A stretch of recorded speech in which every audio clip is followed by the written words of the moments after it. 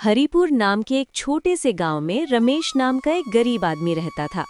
उसके घर में उसकी पत्नी और एक छोटी बेटी थी जो उसकी सारी खुशियां थी। रमेश के पास अपनी कोई जमीन नहीं थी, इसलिए वो जंगल से सूखी लकड़ियां लाकर बाजार में बेचता था। इसी से उसका परिवार किसी तरह अपना गुजारा करता था। एक दिन रमेश रोज की तरह लकड़ी लेने जंगल की ओर जा रहा था कि अचानक रमेश जी, आप जल्दी निकल जाइए, सूरज निकल चुका है।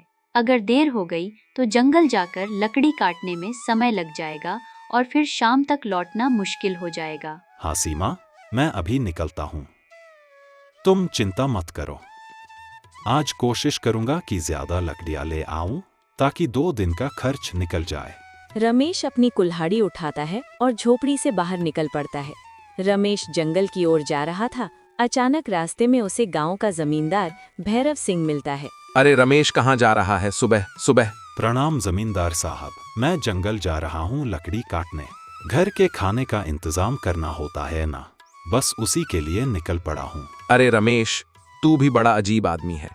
न जमीन है न खेत, और फिर भी इसी जंगल की लकड़ियों से अपना घर चला लेता है। मालिक भगवान ने जो दिया है उसी में जी रहा हूँ। बात तो ठीक कहता है तू। अच्छा सुन, मुझे भी कुछ लकड़ियां चाहिए, क्या तू ला सकेगा? क्यों नहीं मालिक, अगर आपको लकड़ी चाहिए तो मैं पहुंचा दूंगा। बस बता दीजिए कितनी चाहिए और कब तक चाहिए। अच्छा, तो कल से ही लकड़ी मेरे घर पहुंचाना शुरू कर देना, दाम अच्छे दूंगा। अगर तेरा काम ठीक रहा तो आगे भी मैं तुझसे ही काम लूंगा। धन्यवाद मालिक, मैं अपनी पूरी मेहनत लगा दूंगा। रमेश जंगल पहुंचता है। चारों ओर हरे भरे पेड़ खड़े थे और हवा में पत्तों की हल्की सरसराहट सुनाई दे रही थी। पक्षियों की मीठी चहचहाहट पूरे जंगल में गूंज रही थी। रमेश ने अपनी कुल्हाड़ी उठाई और धीरे धीरे लकड़ी काटना शुरू कर दिया। हे भगवान, आज आपकी कृपा से मुझे नया काम मिल गया। अगर ये काम ठीक चला तो मेरे परिवार को थोड़ा आराम मिल जाएगा। शायद कुछ राशन भी खरीद कर घर में रख सकूं। बस भगवान, तू मेरा साथ देना। धीरे धीरे शाम होने लगी। सूरज की आखिरी रोशनी पेड़ों के पीछे छिपने लगी। रमेश ने सारी लकड़ियां एक जगह इकट्ठा की, उन्हें बांधा और अपने कंधे पर रख लिया। फिर थके कदमों से वो गांव की ओर लौटने लगा। घर के दरवाजे पर उसकी पत्नी और बेटी बैठी उसकी राह देख रही थीं। जैसे ही उन्होंने रमेश को आते देखा, उनके चेहरे पर हल्की मुस्कान आ गई। अरे, आप लकड़ी लेकर आ गए, कितनी देर लगा दी आज? थक गए होंगे, चलिए अंदर आ जाइए। हाँ सीमा, थक तो गया हूँ, पर आज मन बहुत खुश है। जमींदार जी ने मुझसे ढेर सारी लकड़ी मंगवाई है। अगर काम ठीक रहा तो हमारे आने वाले दिन भी बदल सकते हैं। हे भगवान, आप इसी तरह हमारे ऊपर अपनी दया बनाए रखिए। आपकी मदद से हमारी मेहनत रंग लाएगी। सीमा बचा हुआ राशन लेकर खाना बनाने लगी। फिर पूरा परिवार मिलकर खाना खाता है। शाम का समय था जब आसमान पर काले बादल छा गए। तेज हवाएं चलने लगी और अचानक बारिश शुरू हो गई। गांव की गलियां कीचड़ से भर गईं। घर के अंदर रमेश की बेटी गुड़िया सो रही थी। बारिश की ठंडी हवा से वो अचानक तेज बुखार में पड़ गई। माँ, मेरा सिर जल रहा है। अरे बेटी गुड़िया, यह क्या हो गया तुम्हें? तुम्हारा शरीर तो बहुत गर्म है। बेटी, तू बिल्कुल चिंता मत कर, मैं अभी तेरे लिए दवा लेकर आता हूँ। इसके बाद रमेश तुरंत बाहर निकलता है। तेज बारिश में वो पूरी तरह भीग जाता है और ठंडी हवा से उसकी हालत और खराब हो जाती है। भीगते हुए रमेश जमींदार भैरव सिंह की हवेली तक पहुंचता है और दरवाजा जोर से खटखटाता है। अरे रमेश, तू इस वक्त और ऐसी तेज बारिश में यहाँ क्या करने आया है? सेठ जी, मेरी बेटी को तेज बुखार हो गया है, हालत बहुत खराब है।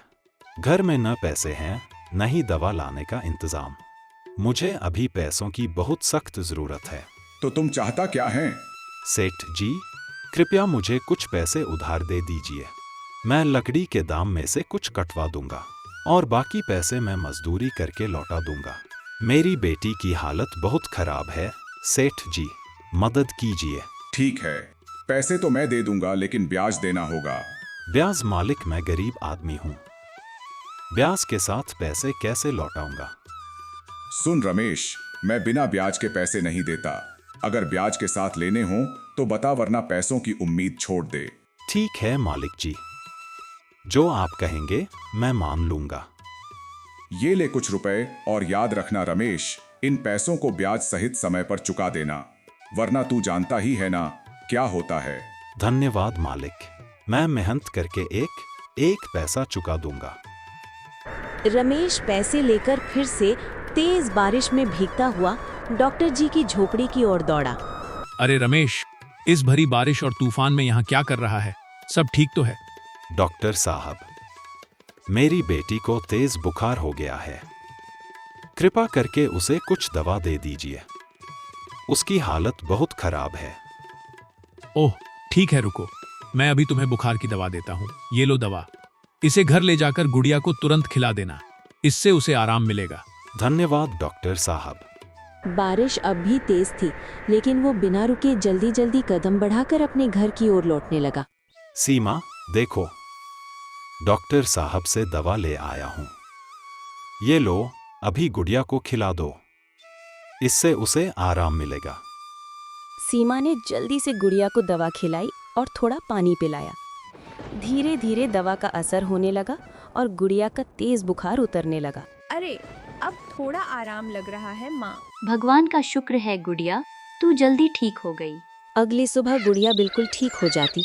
रमेश उदास हुआ पास बैठा था। अजी एक बात पूछूं, यह दवा और खर्च के लिए पैसे आप कहाँ से लाए हैं? सीमा, कल रात मैं जमींदार भैरव सिंह के पास गया था, उनसे उधार पैसा लिया है, मगर जमींदार ने शर्त रखी है कि यह पैसे मुझे ब्याज के साथ लौटाने होंगे। क्या कह रहे हो आप? ब्याज वाला पैसा गरीब आदमी को और गरीब ही बना देगा।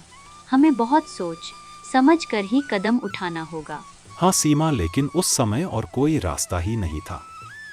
सुनिए, क्यों ना आप इन बचे हुए पैसों से समोसे बनाकर बेचने लगें। देखिए, इस बरसात में लकड़ी सुखाना और बेच पाना तो मुश्किल ही होगा, पर लोग गर्मा गर्म समोसे खुशी से खरीदेंगे। अरे सीमा, यह तो बहुत अच्छा सुझाव है। अगर यह काम चल पड़ा तो हम धीरे धीरे जमींदार का कर्ज भी चुका देंगे। हाँ जी, अगर आप मेहनत और ईमानदारी से काम करेंगे तो भगवान जरूर आपका साथ देंगे। इसके बाद रमेश कुछ पैसे लेकर अपने छोटे गांव की किराना दुकान पर पहुंचता है। भैया, मुझे मैदा, तेल, लाल मिर्च, धनिया और बाकी मसाले चाहिए, कृपया समोसे बनाने का सारा सामान दे दीजिए। क्यों रमेश, अब तुम लकड़ी का काम छोड़कर समोसे बनाने जा रहे हो क्या? हाँ भैया, अब जंगल में लकड़ी काटने में बहुत मेहनत लगती है और पैसा भी बहुत कम मिलता है, इसलिए अब मैं समोसे बनाकर बेचने का काम शुरू कर रहा हूँ। दुकानदार ने रमेश का सामान तौलकर थैली में रख दिया। रमेश पैसे चुका देता है और घर की ओर चल पड़ा। घर पहुंचते ही उसने देखा कि उसकी पत्नी पहले से ही सारी तैयारी करके बैठी थी। सीमा, सारा सामान ले आया हूँ, अब काम शुरू करें। हाँ रमेश जी, आज हम दोनों मिलकर मेहनत करेंगे, देखना सब कुछ अच्छा होगा। दोनों मिलकर समोसे बनाते हैं। गांव में समोसों की खुशबू फैल जाती है। यह तो बहुत अच्छे बन रहे हैं।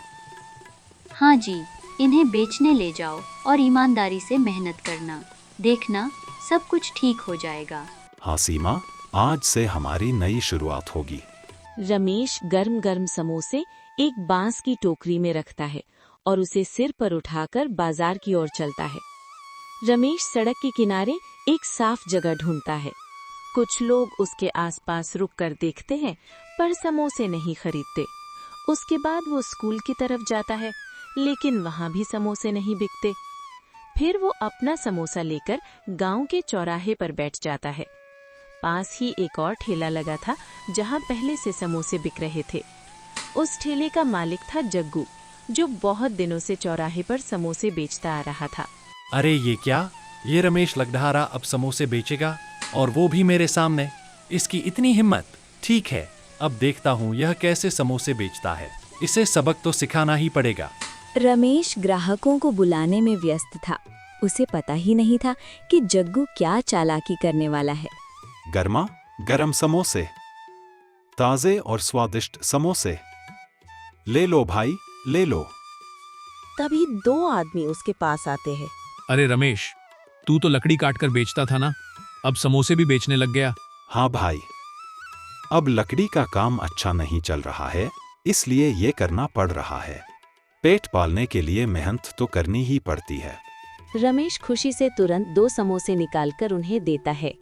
लीजिए भैया, ताजे गर्मा गरम समोसे हैं, जरूर पसंद आएंगे।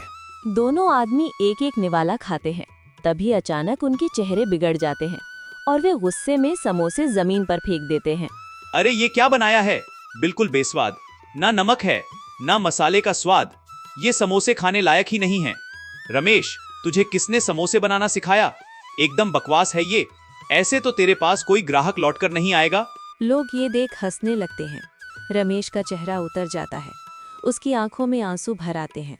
हे भगवान, इतनी उम्मीद से काम शुरू किया था, क्या सच में मैं समोसे बेचने लायक नहीं हूँ? हाँ, यही करता हूँ जब कोई मेरे सामने समोसे बेचने की कोशिश करता है। अब देखता हूँ ये रमेश कितने दिन टिकता है। अरे भाइयों, क्यों उन बेस्वाद समोसों के चक्कर में पड़े हो? आओ आओ, मेरे पास आओ, यहाँ गर्मा गर्म चटपटा और मज़ेदार समोसा मिलेगा। दोनों आदमी जग्गू के ठेले की ओर बढ़ते हैं। आसपास खड़े अन्य ग्राहक भी जग्गू के पास जाने लगते हैं। हाँ भाई, जग्गू के समोसे तो हमेशा लजीज होते हैं, चलो वहीं चलते हैं, वहीं खाते हैं। धीरे धीरे सारे लोग जग्गू के ठेले पर जुट जाते हैं और दूसरी तरफ रमेश सड़क किनारे अपनी समोसों की टोकरी लिए चुपचाप बैठा रह जाता है। हे भगवान, लगता है आज कोई भी मेरे समोसे नहीं खरीदेगा। रमेश निराश मन से अपनी टोकरी उठाता है और आंखों में आंसू के साथ घर लौट आता है। झोपड़ी के दरवाजे पर उसकी पत्नी और बेटी उसका इंतजार कर रही थी। क्या हुआ जी, समोसे बिके नहीं क्या? रमेश चुपचाप टोकरी जमीन पर रख देता है। सीमा, बाजार में सबने मेरे समोसे बेस्वाद कहकर फेंक दिए। किसी ने भी पसंद नहीं किया और सारे पैसे इसमें लग गए। अब जमींदार का कर्ज कैसे चुकाएंगे? अरे जी, आप चिंता मत करो, हर नया काम शुरुआत में कठिन होता है। भगवान आपके लिए कोई ना कोई रास्ता जरूर निकालेंगे। वे दोनों बातों में गुम थे कि अचानक बाहर से जोरदार आवाज गूंजी। दरवाजे की ओर देखने पर देखा कि जमींदार अपने 2 सख्त और डरावने आदमियों के साथ खड़ा था। अरे रमेश, कहाँ है तू? बाहर आ, आज हिसाब करना है। सीमा, यह तो सेठ है, लगता है पैसे वसूलने आया है। हिम्मत रखो जी, सब सच बोलो, भगवान सब देख रहे हैं। रमेश अपनी पत्नी के साथ बाहर आया। सेठ जी, मुझे पता है कि आप पैसे लेने आए हैं, मगर क्षमा कीजिए, अभी मेरे पास कुछ भी नहीं है। मैंने आपसे जो रुपए लिए थे वह सब समोसे के काम में लगा दिए। अभी काम अच्छा नहीं चल रहा है, लेकिन जैसे ही काम से पैसा आएगा मैं आपका सारा पैसा चुका दूंगा। ये सुन जमींदार गुस्से में और ऊंची आवाज में बोल पड़ा। अरे, मुझे बेवकूफ मत बना, तेरे समोसों का क्या भरोसा, बिके या न बिके, मैं यहाँ हाथ पर हाथ धरकर कब तक बैठा रहूं?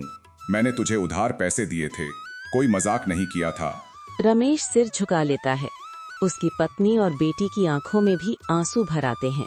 सुन ले रमेश, आज से यह घर मेरा है। जब तेरे पास पैसे होंगे तब आकर इसे छुड़ा लेना। अभी के अभी अपना सामान बाहर निकालो। जमींदार के दोनों आदमी आगे बढ़कर झोपड़ी के अंदर घुसते हैं। वे बर्तन, कपड़े और चटाई उठाकर बाहर फेंकने लगते हैं। जमींदार साहब, इन्हें रोकिए, ऐसा मत कीजिए। मेरी बेटी और पत्नी कहाँ जाएंगी? ए जी, सब्र रखिए, भगवान सब देख रहे हैं। गांव वाले अपने घर के दरवाजे के पास खड़े होकर ये सब देखते हैं, लेकिन जमींदार के डर से कोई कुछ नहीं बोलता। रमेश और उसकी पत्नी अपना सामान उठाकर गांव से बाहर निकलते हैं। चलते चलते वे एक जंगल के किनारे पहुंचते हैं। वहां घास और पेड़ पौधे थे। ए जी, अब हम कहाँ रहेंगे? सीमा, जब तक भगवान साथ हैं हम भूखे प्यासे नहीं मरेंगे। इसी जंगल के किनारे एक छोटी सी झोपड़ी बना लेंगे। इसके बाद रमेश कुछ लकड़ियां और पत्ते इकट्ठा करता है। सीमा भी उसकी मदद करती है। धीरे धीरे दोनों एक छोटी सी कच्ची झोपड़ी बना लेते हैं। देखो, अब सिर पर छत तो है, चाहे कितनी भी छोटी क्यों न हो। हाँ, यह झोपड़ी ही हमारे लिए महल से कम नहीं है।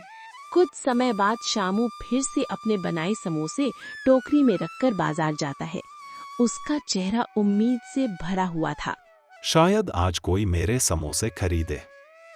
शायद आज सब कुछ बदल जाए। वो अगली सुबह फिर चौराहे पर जाता है, सड़क किनारे बैठ जाता है और आवाज लगाता है, गर्मा गर्म समोसे, घर के बने समोसे। लो भाई लो। उसी समय एक गरीब और कमजोर आदमी जग्गू के ठेले के पास पहुंचता है। उसका चेहरा भूख से मुरझाया हुआ था। बेटा, सुबह से कुछ नहीं खाया, जरा कुछ खाने को दे दो, बहुत तेज भूख लगी है बेटा। जग्गू बूढ़े की ओर देखता है, फिर गुस्से में चिल्लाता है, अरे तुझे दिख नहीं रहा यहाँ कितनी भीड़ लगी है? जाओ आगे बढ़ो, न जाने कहाँ से चले आते हैं। उसी समय रमेश दूर से ये दृश्य देख रहा होता है। उसकी आंखों में दया भर आती है। बूढ़ा आदमी धीरे धीरे रमेश के पास पहुंचता है। बेटा, बहुत भूख लगी है, अगर कुछ खाने को हो तो दे दो। ठीक है बाबा, वैसे भी मेरे समोसे कोई नहीं खा रहा, आप ही खा लीजिए। रमेश अपने हाथ से प्लेट में 2 गर्मा गर्म समोसे रखकर बूढ़े को देता है। पहला निवाला लेते ही उसके चेहरे पर चमक आ जाती है। वाह बेटा, तुम्हारे समोसे तो बहुत स्वादिष्ट हैं, सचमुच गजब का स्वाद है। बाबा, क्या आप सच कह रहे हो? सब तो कहते थे कि मेरे समोसे बेस्वाद हैं। अरे बेटा, मैं झूठ क्यों बोलूंगा, यकीन नहीं हो तो खुद खाकर देख लो। रमेश थोड़ी हिचकिचाहट के साथ टोकरी से एक समोसा उठाता है। अरे, यह तो सच में बहुत स्वादिष्ट है, यह कैसे हो गया? रमेश की आंखों में हैरानी के साथ खुशी भी झलकने लगती है। बूढ़ा आदमी मुस्कुराते हुए रमेश की ओर देखता है, फिर वो अपनी झोली में हाथ डालता है और एक छोटी सी थैली निकालकर रमेश को देता है। बेटा, ये बहुत दुर्लभ जड़ी बूटी है, इसे जब भी अपने समोसे में मिलाएगा तेरे समोसों का स्वाद कई गुना बढ़ जाएगा।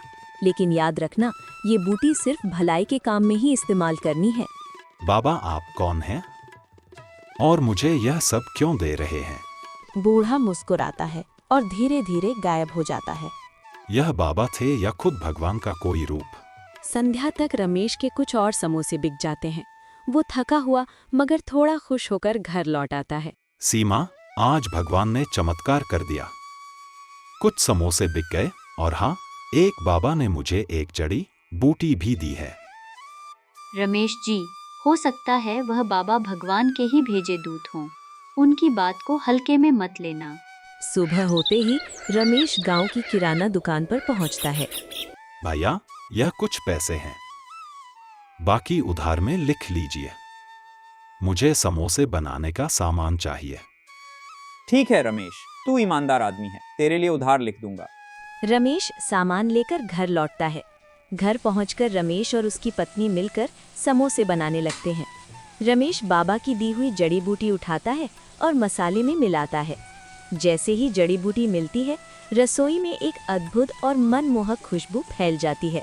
सीता, यह कैसी अद्भुत सुगंध है, लगता है सचमुच यह जड़ी बूटी जादुई है। रमेश जी, अब आपके समोसे जरूर बिकेंगे। रमेश ताजे और सुगंधित समोसे टोकरी में सजाता है और उम्मीद भरी आंखों से बाजार की ओर चल पड़ता है।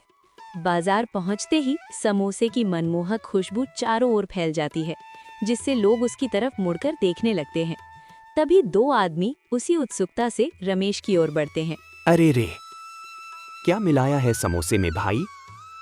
महक तो दूर से ही मन ललचा दे रही है। हाँ भाई, जल्दी खिलाओ, रुका ही नहीं जा रहा। रमेश मुस्कुराते हुए उन्हें गर्मा गर्म समोसे परोसता है। दोनों आदमी खुशी से समोसे लेते हैं। वाह भाई, कमाल कर दिया, तुम्हारे समोसों का तो अलग ही स्वाद है, ऐसा स्वाद हमने कहीं और नहीं चखा। सही कहा, ये समोसे तो जैसे मुंह में ही घुल रहे हैं। भाई, जरा और भी पैक कर दो। धीरे धीरे लोग वहां इकट्ठा होने लगते हैं। कोई समोसों की खुशबू से खिंचा चला आता है, तो कोई पहले चख चुके लोगों की तारीफ सुनकर। देखते ही देखते रमेश की ठेले के पास भीड़ जुट जाती है। भैया, 2 समोसे इधर भी देना। रमेश जल्दी जल्दी सबको समोसे देने लगता है। शाम तक उसके सारे समोसे बिक जाते हैं। वो टोकरी उठाकर थकान के साथ पर दिल में अपार खुशी लिए घर की ओर चल पड़ता है। सीमा, आज तो जैसे चमत्कार हो गया। मेरे सारे समोसे बिक गए। लोग बार बार तारीफ कर रहे थे।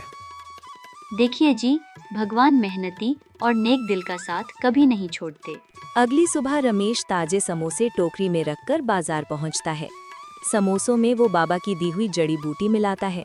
थोड़ी ही देर में समोसों की सुगंध पूरे बाजार में फैल जाती है। अरे, वही समोसे वाला आ गया। चलो जल्दी जल्दी ले लो, वरना फिर खत्म हो जाएंगे। कुछ ही देर में रमेश की दुकान पर ग्राहकों की भीड़ लग गई। उधर जग्गू अपने ठेले पर खड़ा गुस्से से ये सब देख रहा था। उसके यहाँ एक भी ग्राहक नहीं आया था। अबे, यह लकड़हारा कब से समोसे वाला बन गया, और ऊपर से लोग इसके ठेले पर टूटकर क्यों पड़ रहे हैं? मुझे तो एक ग्राहक के लिए आवाज लगानी पड़ती है। आखिर मामला क्या है? इसमें कोई खास हुनर भी नहीं है। जरूर अपने समोसों में कुछ न कुछ मिलाता होगा। इस तरह धीरे धीरे दिन बीतते गए। रमेश के समोसों का स्वाद पूरे गांव और आसपास के कस्बों में मशहूर हो गया। कुछ ही महीनों में उसने सड़क किनारे ठेला लगाने के बजाय एक छोटी सी दुकान खोल ली।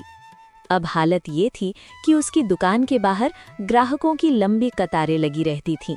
दुकान के भीतर उसकी पत्नी ताज़े समोसे तलने में लगी थी। कुछ ही दिनों बाद रमेश अपनी कमाई का बड़ा हिस्सा लेकर सीधे जमींदार के घर पहुंचा। जमींदार दरवाजे पर बैठा अपने मोटे से खाते में हिसाब किताब लिखने में व्यस्त था।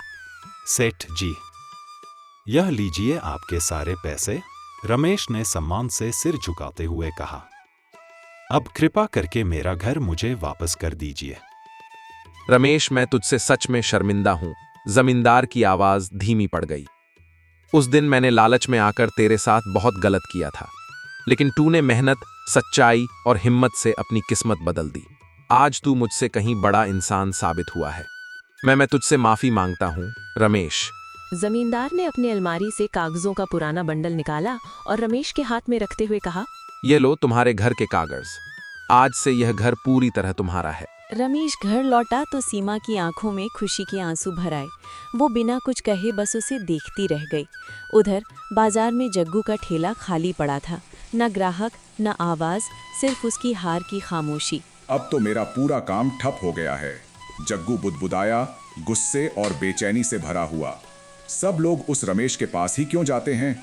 जरूर उसके समोसों में कोई न कोई राज है। मुझे ये पता लगाना ही होगा। एक शाम दुकान बंद करने के बाद रमेश घर पर समोसे की तैयारी में जुटा था। उसने अपनी छोटे से लकड़ी के डिब्बे को खोला और उसमें रखी बाबा की दी हुई जड़ी बूटी को बड़े प्रेम से समोसे के मिश्रण में मिलाया।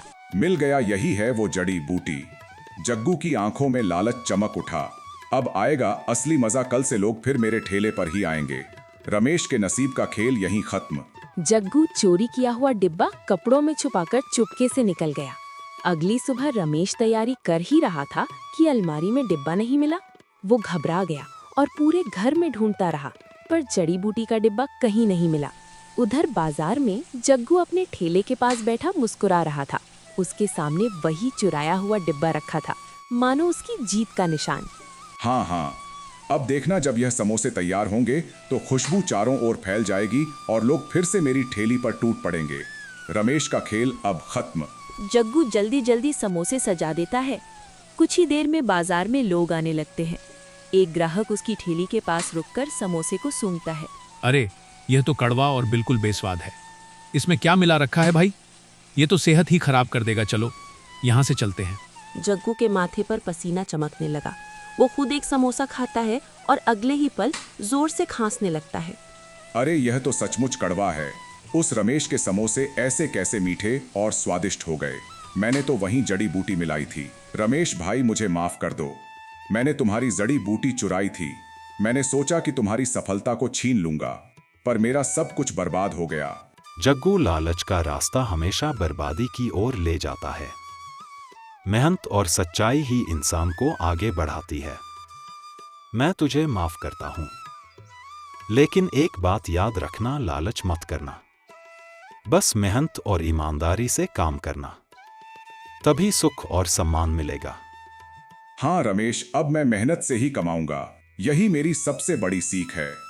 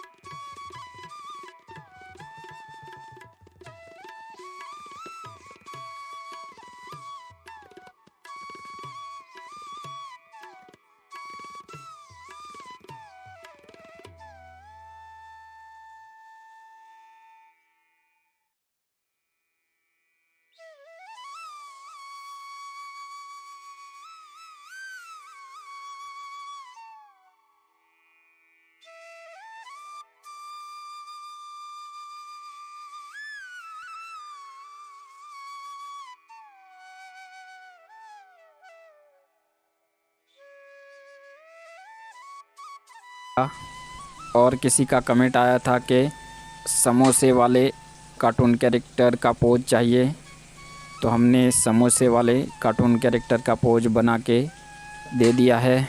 ऐसे ही कमेंट करते रहे, आपका पोज। और किसी का कमेंट आया था कि समोसे वाले कार्टून कैरेक्टर का पोज चाहिए, तो हमने समोसे वाले कार्टून कैरेक्टर का पोज बना के दे दिया है। ऐसे ही कमेंट करते रहे, आपका पोज।